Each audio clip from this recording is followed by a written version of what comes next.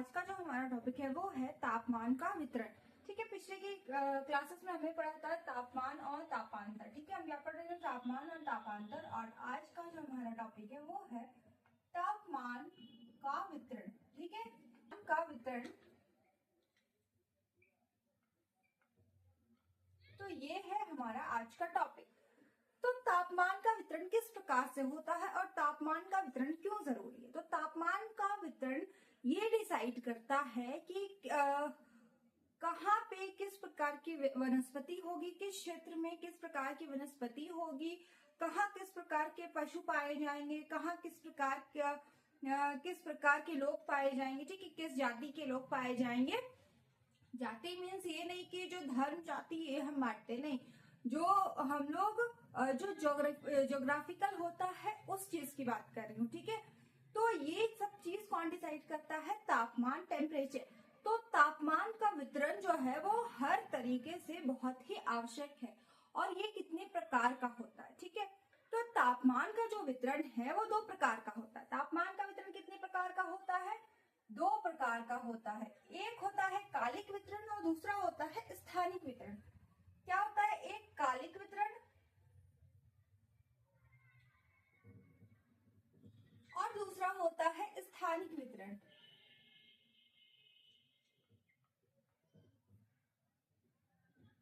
इस स्थानिक वितरण को हम 2 प्रकार से इसके बारे में पढ़ते हैं। ठीक है, स्थानिक वितरण को हम 2 प्रकार से पढ़ते हैं। कौन कौन से, एक क्षैतिज वितरण पढ़ते हैं और एक ऊर्ध्वाधर वितरण पढ़ते हैं। कौन कौन सा पढ़ते हैं, एक क्षैतिज वितरण और दूसरा ऊर्ध्वाधर वितरण, यानी कि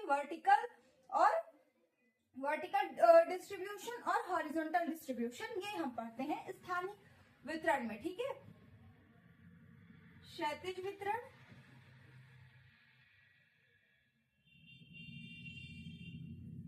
और ऊर्ध्वाधर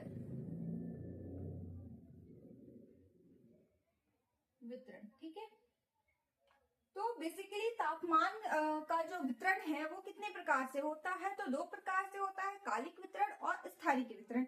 स्थानिक वितरण को हम 2 प्रकार से पढ़ते हैं।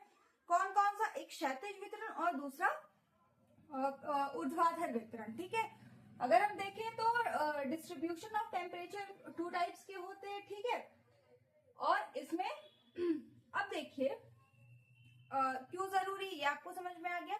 कितने प्रकार के होते हैं ये आपको समझ में आ गया। कौन कौन से होते हैं, ऊर्ध्वाधर, क्षैतिज, स्थानिक, कालिक, ये सब आपको समझ में आ गया। ठीक, अब हम एक एक करके इन सब के बारे में पढ़ते हैं। ठीक है, तो सबसे पहला पॉइंट दीजिए कि कालिक वितरण क्या होता है। कालिक वितरण, ऐसा करते हैं, कालिक वितरण को हम बाद में पढ़ेंगे, पहले हम स्थानिक वितरण के बारे में पढ़ते हैं। ठीक है, तो स्थानिक वितरण में सबसे पहले हम किसको पढ़ेंगे, क्षैतिज वितरण को। ठीक है, स्थानिक वितरण में सबसे पहले हम किसे पढ़ेंगे, क्षैतिज वितरण को। ठीक है, तो यहाँ पे आप पॉइंट दे दीजिए क्षैतिज वितरण। ठीक है, कौन सा, क्षैतिज वितरण। अब ये देखिए कि क्षैतिज वितरण क्या होता है। तो हॉरिजॉन्टल और वर्टिकली आप लोगों को पता है कि ये क्या होता है, ये इस तरह से इसका फैलाव और इसका इस तरह से फैलाव। ठीक है, ये हो गया हॉरिजॉन्टल और ये हो गया वर्टिकल, यानी कि एक स्थान से दूसरे स्थान। अब देखिए स्थान है, ज्योग्राफी है, इसका मतलब हम इसे किस चीज में देखेंगे, तो अक्षांशों के बेस पर देखेंगे। ठीक है, कि कितने डिग्री अक्षांश पर कितना तापमान होगा हमारा। ठीक है, तो देखिए तापमान को प्रभावित करने वाले कुछ कारक होते हैं। ठीक है, जैसे कि ये वितरण हो गया कि यहाँ पे इसका ऐसा डिस्ट्रीब्यूशन हो रहा, तो ये क्यों हो रहा है। ठीक है, इसका मेन कारण क्या है, ये क्या होता है कि तापमान को प्रभावित करने वाले कारक होते। तो क्षैतिज वितरण को प्रभावित करने वाले क्या क्या कारक हैं। ठीक है, तो सबसे पहला आता है हमारा अक्षांश। क्या आता है सबसे पहला, हमारा अक्षांश, यानी कि लैटिट्यूड। अब एक चीज आप ये जानते हैं कि निम्न अक्षांश पर उच्च तापमान होता है और उच्च अक्षांश पर निम्न तापमान होता है, यानी कि लो लैटिट्यूड पर हाई टेम्परेचर होता है और हाई लैटिट्यूड पर लो टेम्परेचर होता है। इसे आप इस तरह से समझिए कि ये सन है, ठीक है, और ये है हमारा अर्थ,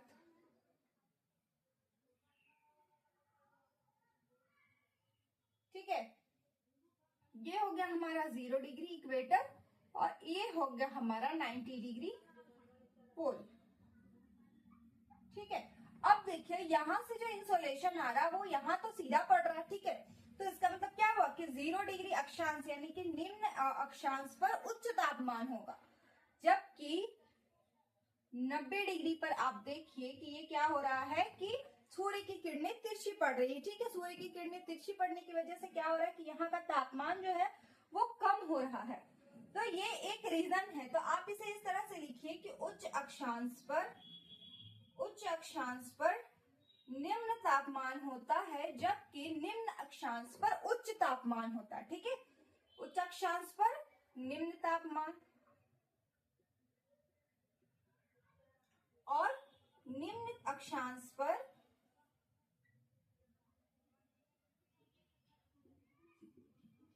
उच्च तापमान।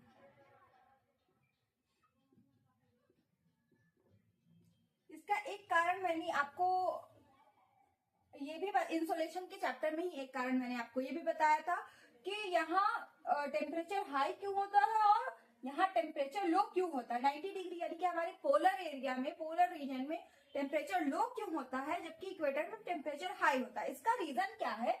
सबसे पहला एक तो रीजन हो गया कि सूर्य की किरणें सीधी पड़ रही है और यहाँ तिरछी पड़ रही। तो सीधी पड़ने की वजह से क्या होता है कि यहाँ जो भी डस्ट पार्टिकल्स होते हैं, वाटर वेपर्स होते हैं, तो इक्वेटर के पास जब सूर्य की किरणें आती है तो वो अधिक कम मिलती है। ठीक है, जिस वजह से यहाँ पर जो आती हुई सूर्य की किरणें है वो नष्ट नहीं होती है, ज्यादा नष्ट नहीं होती, जबकि पोलर रीजन में वो सूर्य की किरणें कैसी हो जाती है? तिरछी हो जाती है। तो तिरछी होने की वजह से उन्हें लंबा रास्ता तय करना पड़ता है, जिस वजह से उन्हें बहुत सारे पार्टिकल्स देखने को पार्टिकल्स भी मिलते हैं रास्ते में। ठीक है, और इसी वजह से क्या होता है कि यहाँ बहुत सी किरणें क्या होती है? नष्ट हो जाती है और यहाँ पर कुछ ही किरणें पहुंच पाती है। ठीक है, और इसी वजह से पोलर रीजन में हमारा जो तापमान है वो कम होता है और इक्वेटर में हमारा जो तापमान है वो अधिक होता है। ठीक है, तो ये क्लियर हुआ कि अक्षांश किस प्रकार से नियंत्रित करते हैं क्षैतिज वितरण को। तो उच्च अक्षांश पर निम्न तापमान होता है जबकि निम्न अक्षांश पर उच्च तापमान होता है। क्यों? क्योंकि उच्च अक्षांश पर तापमान जो है सूर्य की किरणें जो है वो तिरछी पड़ती है। ठीक है, और निम्न अक्षांश पर सूर्य की किरणें जो है वो सीधी पड़ती है। ठीक है, अब हम दूसरा देखते हैं। दूसरा क्या कारण है?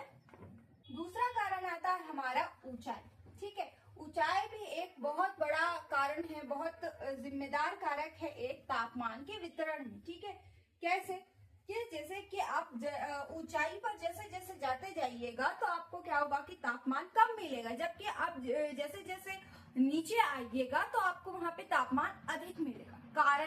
कारण ये है कि आपको ऐसा करते, पहले इसका डायग्राम बना लेते। ठीक है, तब आपको ज्यादा अच्छे से क्लियर होगा। यहाँ पे लिखते हैं ऊंचाई। दूसरा कारण हमारा क्या है? ऊंचाई। ठीक, ऊंचाई कैसे? सागर तल से ऊंचाई। तो सागर तल से ऊंचाई जितनी होगी, ऊंचाई हम कहाँ से मापते? तो सागर तल से मापते। तो सागर तल से ऊंचाई जितनी अधिक होगी तापमान उतना कम होगा, क्योंकि हमने नॉर्मल लैप्स रेट में, सामान्य ताप पतन दर में हमने क्या पढ़ा था कि तापमान में जो गिरावट है वो 6.5 डिग्री सेल्सियस प्रति 1000 मीटर की दर से तापमान में गिरावट आती है। तो इस तरह से अगर हम देखें तो जैसे जैसे हम ऊंचाई पर जाते जाएंगे हमारा जो तापमान है वो क्या होगा? डिक्रीज होते जाएगा। जैसे जैसे हमारा हाइट जो है वो इंक्रीज होगा, टेम्परेचर क्या होगा? डिक्रीज होगा। ठीक है, अप डाउन वाला सिस्टम है कि जैसे हम ऊपर गए तापमान जो है वो नीचे आता। अब इसका एक और कारण है, ये भी आता है हमारे मन में कि ऐसा क्यों होता है कि ऊपर जाने पर तापमान कम होता है।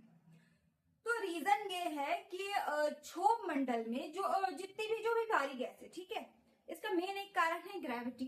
तो जैसे डस्ट पार्टिकल्स हो गए या जो भी भारी गैसें हो गई, वो क्या हमारी अर्थ क्या करती है? उसके ग्रेविटी की वजह से वो वहां पे एक स्टेबिलिटी बना करके रखते हैं। ठीक है, स्टेबल रहते हैं हमारे क्षोभ मंडल पर, ट्रोपोस्फेयर में।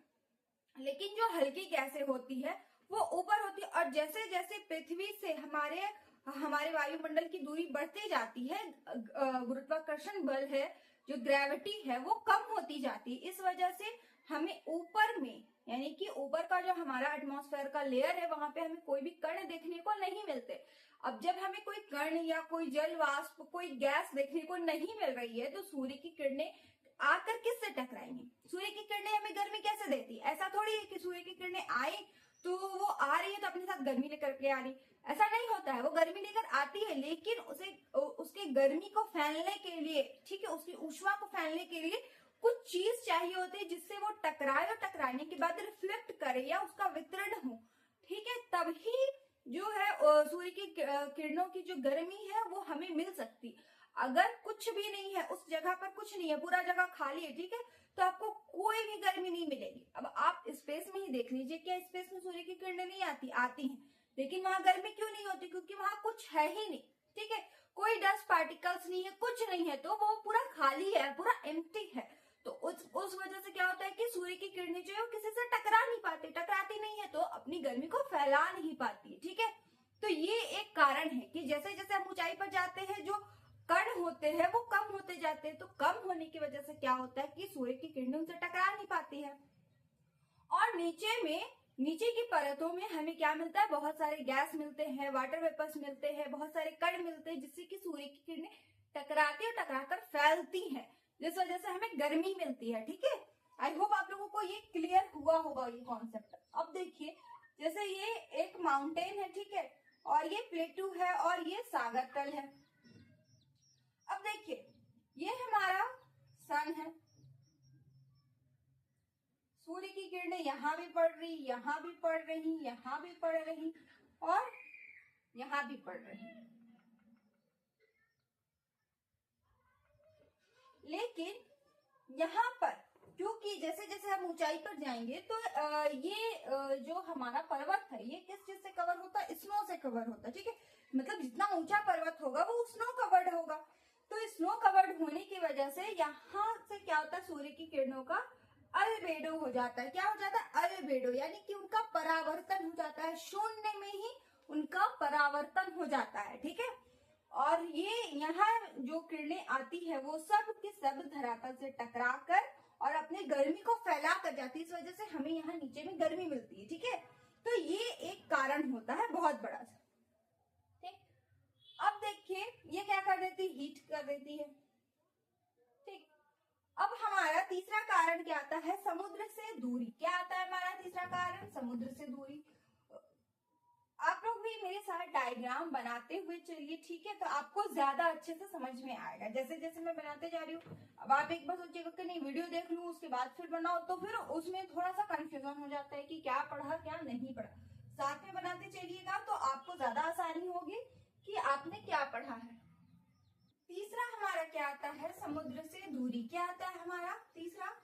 समुद्र से दूरी। समुद्र से दूरी ये कैसे प्रभावित करता है भाई? तो देखिए, समुद्र क्या है हमारा? समुद्र में हमारा भरा हुआ है जल, ठीक है। क्या है? जल। अब देखिए सारा का सारा खेल जो है वो इंसुलेशन का है, ठीक है। इंसुलेशन आया, कहां से आकर टकरा कर वापस चला गया, किसका अल्बेडो हो गया, कौन अब्सॉर्ब करके रख लिया, कौन उसको कितनी देर में, कौन धीरे धीरे उसे वापस भेज रहा, कौन जल्दी वापस भेज दे रहा है, कौन उसे कितनी देर तक अपने पास अवशोषित करके रख रहा है, ये सारा खेल किसका है?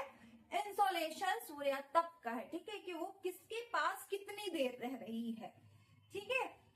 तो ये एक, जैसे एक डायग्राम अगर हम देखें, एक डायग्राम नहीं दो डायग्राम हम देखते, ठीक है।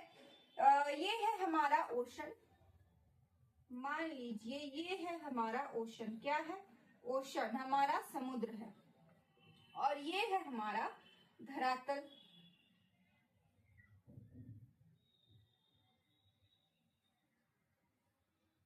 ये क्या है? हमारा लैंड है और ये है हमारा ओशन। अब सूर्य की किरणें जो है वो दोनों पर पड़ेंगी, ठीक है। लेकिन यहाँ पर मेन चीज क्या होता है कि सूर्य की किरणें, क्योंकि ये समुद्र है, समुद्र में क्या चलती? धाराएं चलती, तो वो एक जगह पर स्टेबल नहीं रह सकती, ठीक है। वो बार बार जो है वहां पे पानी जो है वो चेंज होता रहता है, तो होता क्या है कि जब सूर्य की किरणें हमारे धरातल पर पड़ती हैं तो धरातल पर सिर्फ 10 सेंटीमीटर तक ही, धरातल की गहराई में सिर्फ 10 सेंटीमीटर तक ही वो अंदर गर्म हो पाता है, उससे ज्यादा नहीं। लेकिन समुद्र में ये क्या होता है कि 200 मीटर तक जो सूर्य की किरणें है वो अंदर जाती है, ठीक है, जिस वजह से जो हमारा समुद्र है वो धीरे धीरे धीरे धीरे करके गर्म होता है, ठीक है, और धीरे धीरे धीरे धीरे ठंडा होता है। यही कारण है समुद्र का धीरे धीरे गर्म और धीरे धीरे ठंडा होने का।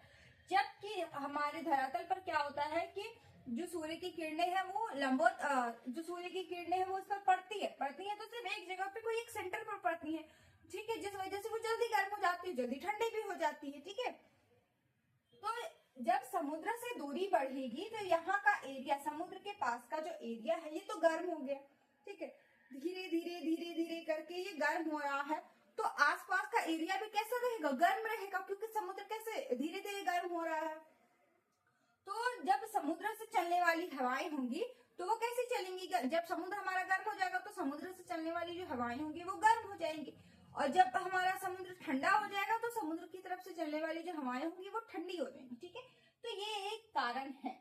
तो यहाँ पे क्या करता है, समुद्र के सूर्य की किरणों को, इंसोलेशन को एब्जॉर्ब करके रखता है, ठीक है, और शोषित करके अपने पास रखता है और धीरे धीरे धीरे धीरे उसे वापस भेजता है। तो इसमें ये बहुत स्लो ठंडा भी होता है, बहुत स्लो गर्म भी होता है, ये बहुत फास्ट गर्म होता है, बहुत फास्ट ठंडा होता है, ठीक है। तो इसमें लिखिए स्लो वार्म या स्लो हीटिंग, ठीक है, स्लो हीटिंग और स्लो कूलिंग। ये हमारे ओशन के लिए। जबकि लैंड का हमारा क्या होता है कि फास्ट हीटिंग और फास्ट कूलिंग होता है, ठीक है। तो ये चीज होती है। अब इसके बाद हम दूसरा का, इसका आप स्क्रीनशॉट ले लीजिए या फिर आप इसे लिख लीजिए, ठीक है। इसके बाद फिर हम क्या देखेंगे, समुद्र और धरातल का स्वभाव, ठीक है, कि हमारा समुद्र किस प्रकार से स्वभाव करता है, उसका नेचर क्या है, और हमारा धरातल जो है वो किस प्रकार से स्वभाव करता है, ठीक है। तो एक बार इसे इरेज कर लेते हैं सारा। तो इसके बाद आता है लैंड और सी का नेचर, ठीक है, धरातल और समुद्र का स्वभाव। कितना नंबर होगा ये हमारा, 3, हाँ 3 होगा या 4 होगा, 4 होगा, ठीक है। ये हमारा 4th नंबर है, ठीक है, कि धरातल एवं समुद्र का स्वभाव, ठीक है, यानी कि ये किस तरह से नेचर करती है। इसके वजह से टेम्परेचर में क्या आता है, डिफरेंस आता है, लेकिन क्यों, नेचर में भी डिफरेंस है, क्यों, ठीक है, डिफरेंस इन नेचर, लेकिन ऐसा क्यों, डिफरेंस इन नेचर क्यों होता है, एक ही जगह के लोग हैं लेकिन क्यों अलग अलग स्वभाव, हाँ रीजन क्या है, ठीक है। तो आप इसे इस तरह से समझिए कि इसके बहुत सारे कारण हैं। एक तो होता है किसी का अल्बेडो हो जाता है, वाष्पीकरण एक कारण है, एक विशिष्ट ऊष्मा, ठीक है, और पारदर्शिता। तो ये ऐसे ऐसे करके इसके कुछ कारण है, ठीक है। तो एक बार उसे लाइन से लिख लेते हैं, ये पूरा बोर्ड क्लीन करते हैं, फिर एक एक करके उसको लाइन बाय लाइन हम देखते हैं, ठीक है। तो सबसे पहला क्या आता है हमारा, पारदर्शिता, उसके बाद आता है हमारा संचलन, वाष्पीकरण, ठीक है। तो देखिए इसके 8 कारण क्या क्या हैं कि लैंड और सी के नेचर में डिफरेंस हो जाता है। इसके 8 कारण हैं, सॉरी 7 कारण हैं। कौन कौन से, तो सबसे पहला आता है पारदर्शिता की, किसमें कितनी पारदर्शिता है, ठीक है।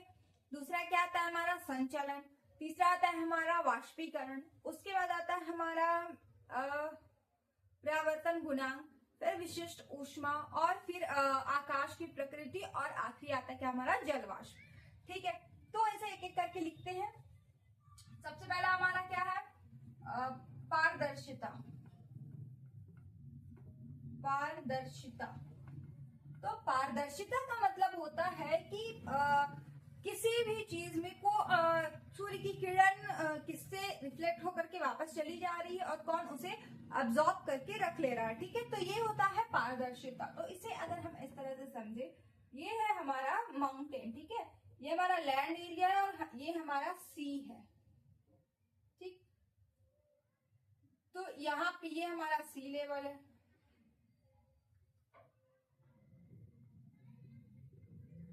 सूर्य की किरणें जब पड़ रही हैं तो जो हमारे लैंड पे पड़ रही है, तो ये क्या करता है कि ये अपारदर्शी है। ठीक है, जिसके आर पार हम नहीं देख सकते। ठीक है, ये अपारदर्शी है, तो ये क्या करेगा, ये सूर्य की किरणों को रिफ्लेक्ट कर देगा। ये क्या कर देगा, रिफ्लेक्ट कर देगा।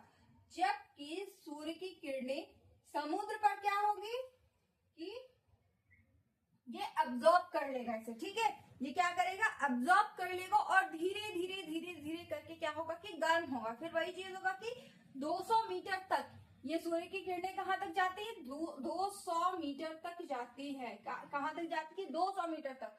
समुद्र में सूर्य की किरणें जो है वो 200 मीटर तक जाती है। ठीक है, और इसे हम कहते हैं फोटोस्फिक जोन। ठीक है, इसे हम क्या कहते हैं, फोटोस्फिक जोन या प्रकाशित क्षेत्र या प्रकाशित मंडल।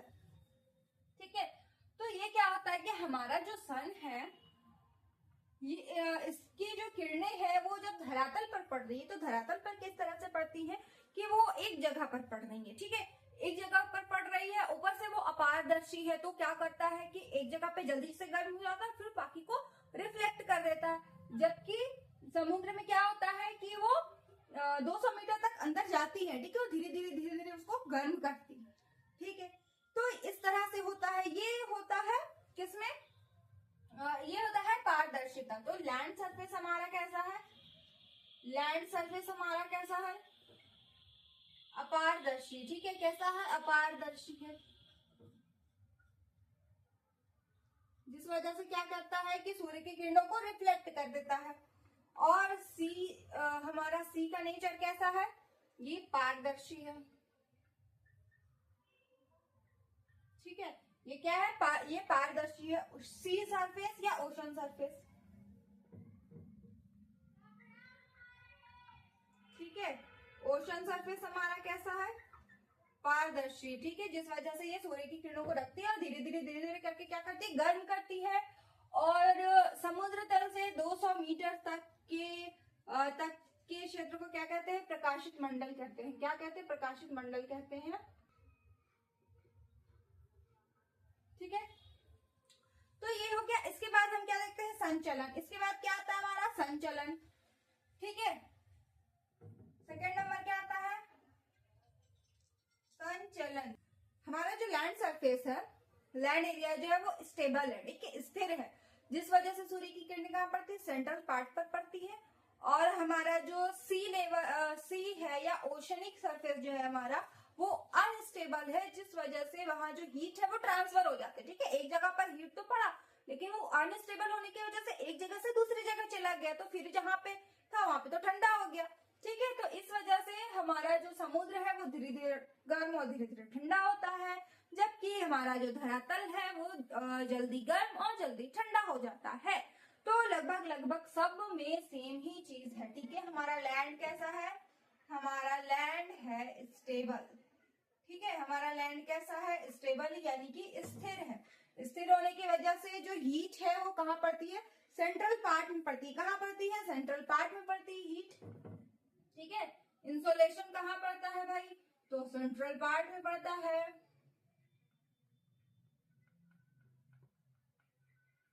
सेंट्रल पार्ट में, जिस वजह से ये जल्दी गर्म हो जाती है। जबकि हमारा ओशन कैसा है, हमारा जो ओशन है वो अनस्टेबल है, वो अनस्टेबल है। ठीक है, अनस्टेबल होने की वजह से हीट जो है वो कहाँ क्या हो जाती है, ट्रांसफर हो जाती है। ठीक है, हीट क्या हो जाती है, ट्रांसफर हो जाती है। इसे आप ये आपने बना लिया होगा, तो मैं ऐसे इरेज कर रही हूँ। ठीक है, यहाँ पे हम इसका डायग्राम बनाकर समझ लेते हैं कि कैसे होता है ये हीट ट्रांसफर कैसे हो जाती है। तो सूर्य की किरणें, ये हमारा सन है और ये हमारा प्यारा सा ओशन है, ठीक है। सूर्य की किरणें तो पड़ रही हैं लेकिन इनका संवहन हो जा रहा है। यहाँ पर पड़ रही, ठीक है, यहाँ पर सूर्य की किरणें पड़ी लेकिन बेचारी अनस्टेबल है, एक जगह पर ये रह नहीं सकती है। इस वजह से क्या हो रहा है कि इसका ट्रांसफर पे ट्रांसफर, ट्रांसफर पे ट्रांसफर हुए जा रहा, ठीक है, समझ आया। चलिए नेक्स्ट पॉइंट देखते हैं, ठीक है। पहले इसे क्लीन कर लेते हैं, फिर हम नेक्स्ट पॉइंट को देखते हैं। इसके बाद आता है वाष्पीकरण। तो वाष्पीकरण क्या होता है कि सागरीय भाग में क्या होता है कि वाष्पीकरण अधिक होता है और धरातलीय भाग में वाष्पीकरण कम होता है, ठीक है। तो सागरीय भाग में वाष्पीकरण अधिक होने की वजह से क्या होता है कि वो बादलों का अधिक निर्माण होता है और सूर्य तक की अधिक से अधिक मात्रा जो है वो वाष्पीकरण में ही खर्च हो जाती है, ठीक है। इसमें क्या होता है कि वाटर जो है किसमें कन्वर्ट होता है, कन्वर्ट होता है गैस में, ठीक है। कैसे कन्वर्ट हो रहा है भाई, जब इसे हीट मिल रही है तब तो ये कन्वर्ट हो रहा है। तो हीट, ये वाष्पीकरण की वजह से जब ये ऊपर जाती है तो ये क्या करती है कि हीट को कहाँ लूज करती है, एटमॉस्फेयर में, ठीक है। जिस वजह से हमारा एटमॉस्फेयर क्या हो जाता है, गर्म हो जाता है और फिर ये किस में कन्वर्ट हो जाती है, गैस में कन्वर्ट हो जाती है, ठीक है। तो ये बहुत ही इजी सा कॉन्सेप्ट था कि वाष्पीकरण क्या होता है। तो सागरीय भाग में क्या होता है कि वाष्पीकरण अधिक होता है तो सूर्य तक की अधिक से अधिक मात्रा जो है वो खर्च हो जाती है, ठीक है। और धरातलीय भाग में वाष्पीकरण नहीं होता है। वाष्पीकरण होने की वजह से क्या होता है कि वाटर जो है गैस में कन्वर्ट हो जाता है। वाटर गैस में किस तरह से कन्वर्ट होता है, जब इसे गर्मी मिलती है, ठीक है। जब हम इसमें गर्मी देते हैं तब ये किसमें कन्वर्ट हो जाता है, गैस में, भाप में कन्वर्ट हो जाता है, ठीक है। और ये जब ऊपर जाने लगता है तो फिर ये अपनी गर्मी को कहाँ रिलीज करता है, एटमॉस्फेयर में रिलीज करता है, ठीक है। तो जिस वजह से हमारा एटमॉस्फेयर क्या होता है, गर्म हो जाता है और जो सागरीय सतह है वो कैसी हो जाती है, वहां जो सूर्य तक की कम मात्रा मिलने लगती है, ठीक है। तो ये एक हमारा कारण था। इसके बाद हम अगला कारण देखते हैं, वो क्या है, विशिष्ट ऊष्मा, ठीक है। इसके बाद क्या आता है हमारा, विशिष्ट ऊष्मा। तो विशिष्ट ऊष्मा क्या होता है,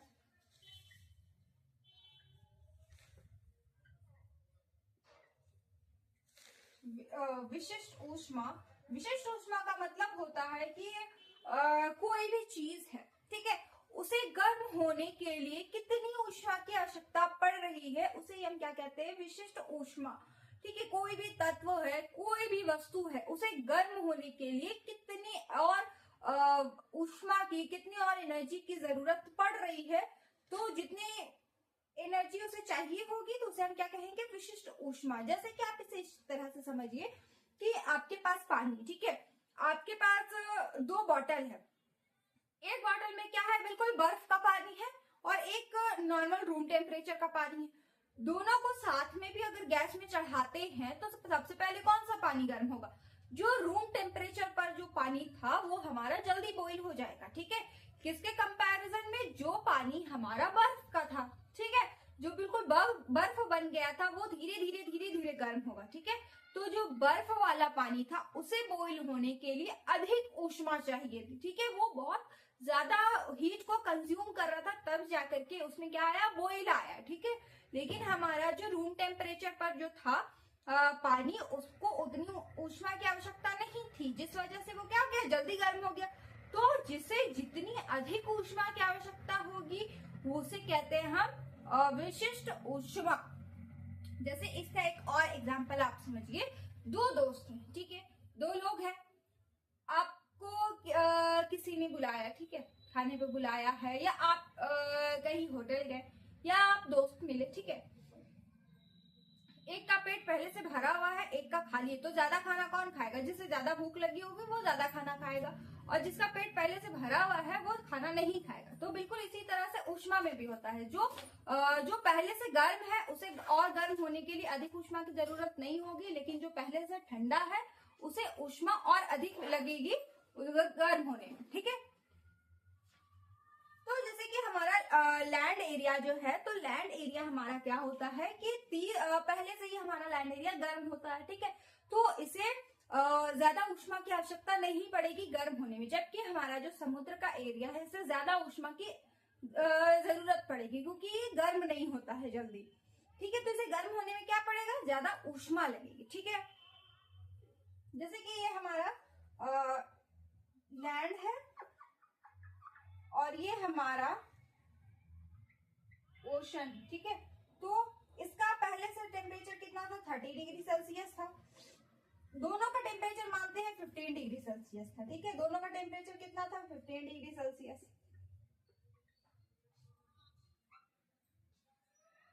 दोनों में सूर्य की किरणें आ रही, लेकिन ये पहले से गर्म था और ये पहले से गर्म नहीं है। ठीक है, तो जो एनर्जी इसे चाहिए होगी वो लो एनर्जी लगेगी। ठीक है, इसमें कम लगेगी, क्योंकि ये हमारा जो लैंड है वो पहले से गर्म है, लेकिन ओशन को गर्म होने के लिए हाई एनर्जी लगेगी। ठीक है, तो इस तरह से ये होता है। ठीक, और इसे गर्म होने में भी टाइम ज्यादा लगेगा, इसे गर्म होने में टाइम कम लगेगा। ठीक है, तो ये होता है हमारा विशिष्ट ऊष्मा। अब इसके बाद क्या आता है? अल्बेडो। तो अल्बेडो क्या होता है कि कोई भी सूर्य की किरणें सूर्य तक आया, लेकिन वो रिफ्लेक्ट करके वापस चला गया, तो ये क्या होता है? अल्बेडो, यानी कि वो शून्य में वापस चला गया। शून्य में वापस कब जाता है? जैसे स्नो कवर्ड हमारा एरिया होता है, तो वो क्या करता है कि सूर्य की किरणों को कम अब्जॉर्ब करता है और वो ज्यादा से ज्यादा वापस भेज देता है। ठीक है, तो ये होता है हमारा अल्बेडो। फिफ्थ नंबर हमारा क्या आता है? अल्बेडो।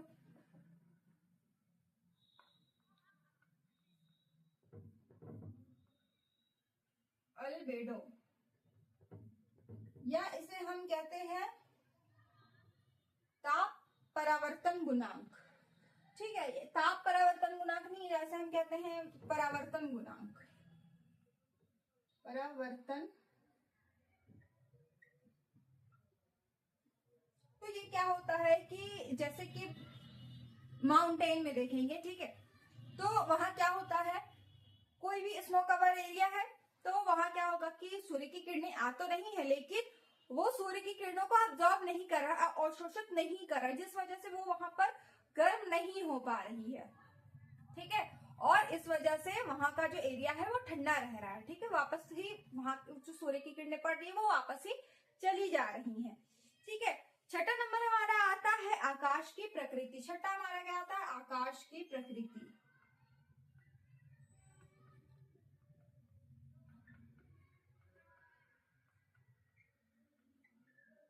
आकाश की प्रकृति का मतलब होता है कि किस एरिया का आकाश कैसा है, यानी कि साफ है या उसमें बादल छाए हुए हैं। ठीक है, अब देखिए एक चीज आप खुद से ही सोचिए कि बादल किस एरिया पर ज्यादा होगा, लैंड एरिया में या ओशन एरिया में? जाहिर सी बात है ओशन एरिया में हमारा बादल ज्यादा बनेगा। क्यों? क्योंकि वहां पे वाष्पीकरण अधिक हो रहा है। ठीक है, तो जितना अधिक वाष्पीकरण होगा तो संघनन भी उतना ही होगा। ठीक है, तो संघनन की वजह से क्या हो जाएगा कि बादलों का निर्माण हो जाएगा, जबकि हमारे धरातल पर ऐसा नहीं होता है कि वाष्पीकरण नहीं है, लेकिन वाष्पीकरण कम हो रहा है, जिस वजह से बादल नहीं बन पाते हैं। ठीक है, तो अगर किसी एरिया में बादल बना हुआ है तो इसका मतलब वहां पर आने वाली जो सूर्य की किरणें, बादल बनने के बाद जो आने वाली सूर्य की किरणें हैं वो कम पड़ेंगी। ठीक है, तो ऐसा कहाँ हो सकता है? ओशन वाले एरिया पे हो सकता है, क्योंकि ओशन वाले एरिया में क्या होता है? बादल बन जाता है। ठीक है, तो फिर से एक डायग्राम बनाते हैं। ये हमारा ओशन है और ये हमारा क्या है? लैंड है। सूर्य की किरणें पड़ रही है। ठीक है, ये अब्जॉर्ब कर ले रहा है, लेकिन यहाँ पर आकाश जो है वो बिल्कुल साफ है, यहाँ पे कैसा क्लियर स्काई है। ठीक है,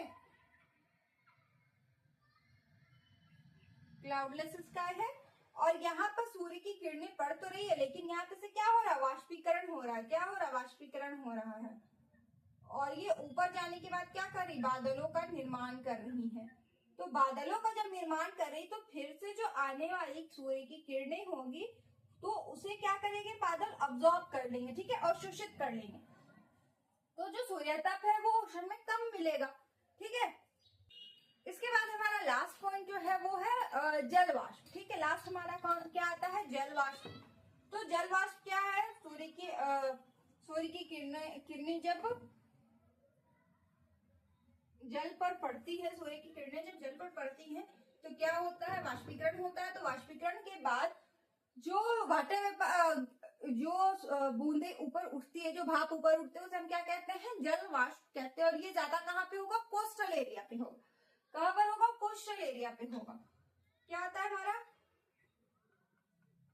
जल वाष्प। अब देखिए ये जल वाष्प कैसे, जैसे जिस एरिया में ज्यादा जल वाष्प होगा, तो जो वापस जाने वाली किरणें हैं या फिर जो आ रही सूर्य की किरणें हैं, उसे जल वाष्प क्या करेगा, अब्सॉर्ब कर लेगा, ठीक है, अवशोषित कर लेगा।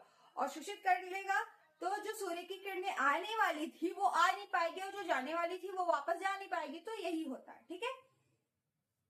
तो वाटर किस में कन्वर्ट होता है, इसमें गैस में कन्वर्ट होता है, गैस में कन्वर्ट होता है, ठीक है। और ये ज्यादातर कहाँ होता है, कोस्टल एरिया में होता है, ठीक है, कोस्टल तटीय क्षेत्रों में होता है, कोस्टल एरिया में ये ज्यादा होता है, ठीक है। तो आज के लिए इतना ही रहने देते हैं, कल इसके आगे के कुछ कारणों को पढ़ेंगे, क्षैतिज वितरण का ही, ठीक है, कि क्या क्या और इसके कारक है। उसके बाद फिर हम लंबवत वितरण को भी पढ़ेंगे, ठीक है। तो आज की वीडियो के लिए बस इतना ही। अगर आपको इसमें से कोई भी डाउट हो, कुछ पूछना हो, तो कमेंट सेक्शन में कमेंट करें। तो मिलते हैं अगले वीडियो में, तब तक के लिए टेक केयर।